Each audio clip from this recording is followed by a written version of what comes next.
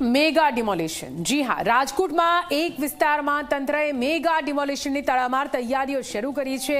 અગાઉ અનેક નોટિસ આપવામાં આવી છતાં સ્થાનિકો મકાનો ખાલી કરવા માટે તૈયાર નથી।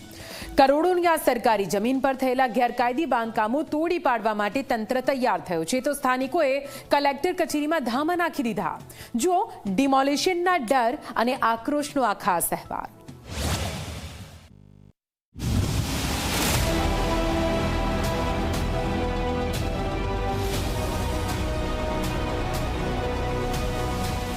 રાજકોટનો જંગલેશ્વર વિસ્તાર કે જ્યાં 30 થી 40 વર્ષથી અંદાજિત 35,000થી પણ વધુ લોકો વસવાટ કરે છે, પણ હવે આ વિસ્તાર પર તંત્રનું બુલડોઝર ફરી વળવાની તૈયારીમાં છે।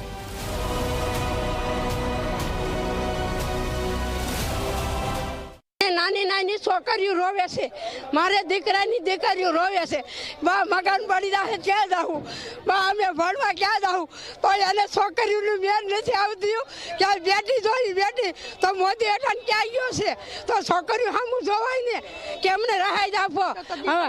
હા દીકરીઓ તો દીકરીઓની સહાય આપો, દીકરીઓને મેર આપો।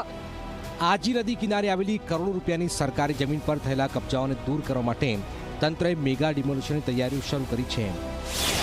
3 નોટિસો આપી છતાં સ્થાનિકો પુરાવા રજૂ ન કરી શક્યા હોવાનું પણ તંત્રનો દાવો છે। છેલ્લી નોટિસ મળતા જ વિસ્તારના લોકોમાં ડર અને રોષ બંને જોવા મળી રહ્યા છે। સ્થાનિકોનું કહેવું છે કે અમે બેઘર થઈ જઈશું તો ક્યાં। દેતું નથી, મારા દીકરા એક જ દીકરો છે, મારે લગ્ન કરવા તો કઈ રીતે મારે લગ્ન કરવા, હા તો મારે આશરો પડી જાય છે, તો મારે સહાય છે નહીં જોઈ, મારે દીકરાને લગ્ન કેવી રીતે ભાઈને ક્યાં મારે ઉતારવી એમ। બેઘરના ભયથી આજે જંગલેશ્વર વિસ્તારના લોકો કલેક્ટર કચેરી પહોંચ્યા। એક મહિલાને પગમાં ફ્રેક્ચર હોવા છતાં પણ લાકડીના સહારે ન્યાય માંગવા આવી।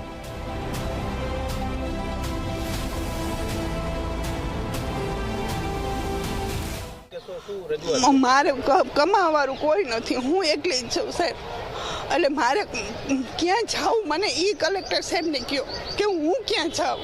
અમારા જંગલેશ્વરવાસી આટલા બધા ક્યાં જાય બિચારા, ટકનું લઈને ટકનું ખાય છે બિચારા, શું કરે એ ભાડું ભરે કે ઘરનું હલાવે, શું કરે બિચારા એ કયો હાલો ક્યાં જાય, કોઈ મકાન ભાડે નથી આપતું, ઘરના લેવાના પૈસા ન હોય, શું કરે કયો।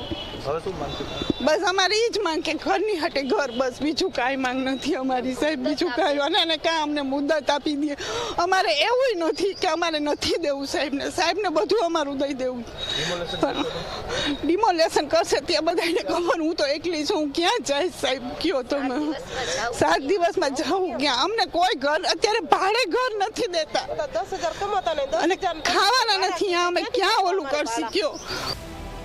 નાડુદાનગર, રાધાકૃષ્ણ પાર્ક, જંગલેશ્વર સોસાયટી, એકતાનગર સહિતની સોસાયટીના લોકો કલેક્ટર કચેરી ધામા રાખીને વિરોધ કરી રહ્યા છે। માંગ કરવાની, મકાનની માંગ હતી તો માંગ તો કઈ કોઈ પૂરી કરી નહીં। શું નામ તમારું? વજુભાઈ આયર છો? શું આ વિસ્તારના ધારાસભ્ય તમારા છે, સામાન ખાલી કરીને જાવ છો, મત આપણે એમને આપ્યા હતા, હવે શું માંગ છે તમારી? હવે શું માંગ હોય, હવે રહે બધા એમ ન હવે અમે રોડ માથે રહી, ઈ એને ઘીરે રહીએ, બીજું તો હું અમે કરી લઈએ। સ્થાનિકોના સમર્થનમાં વોર્ડ નંબર 16ના ભાજપના કોર્પોરેટર નરેન્દ્ર દવ પણ મેદાનમાં આવ્યા। અહીંયા કોઈ પણ પ્લોટ રિઝર્વેશનમાં નથી આવતા, તો ડિમોલેશનમાં જે લોકો નથી આવતા, આજી રિવરફ્રન્ટની બહાર છે, એવા લોકોના મકાન ન પાડવા જોઈએ। આ વિસ્તારમાં ટોટલી તંત્ર એમ કહે છે કે 1350 નોટિસો આપી છે, પણ વાસ્તવમાં 1700-1800 મકાનો છે। અહીંયા જે નોટિસો આપવામાં આવી છે એ ટીપી અને આજી રિવરફ્રન્ટની બરોબર છે, પણ વધારાના જે નડતરરૂપ અગાઉ નોટિસો નથી આવી, તો આ વખતે શું કામે આવી એ ન આવી। એક તરફ સરકાર જમીન ખાલી કરવાની કાર્યવાહી, બીજી તરફ હજારો પરિવારોનું ભવિષ્ય।